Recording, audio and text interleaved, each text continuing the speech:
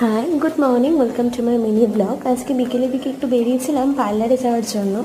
যেহেতু সামনে পুজো এসে গেছে, তো সেই কারণে একটু আইব্রো করার জন্যই গিয়েছিলাম আমি পার্লারে। বেসিক্যালি একদমই ফেশিয়াল করি না, আমি হোমমেড জিনিসই ইউজ করি। তো এই যে বাড়িতে ফিরে একটুখানি স্কিন ট্রিটমেন্টে বসেছি। ফার্স্টেই ফেসটাকে ভালো করে স্ক্রাবিং করে নিচ্ছিলাম, দেন একটা হচ্ছে ক্লিনজার দিয়ে ফেসটাকে ভালো করে ক্লিন করে নিয়ে, তো এই যে দেখো ফেসটাকে ভালো করে ক্লিন করে নিচ্ছি।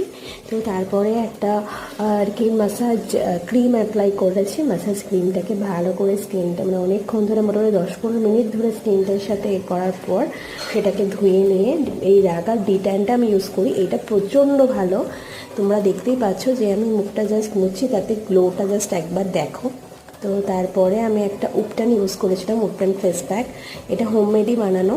এই ফেস প্যাকটা ইউজ করার পর তোমরা রেজাল্টটা ডেফিনেটলি দেখতেই পাবে, কতটা স্কিনটা দেখো গ্লো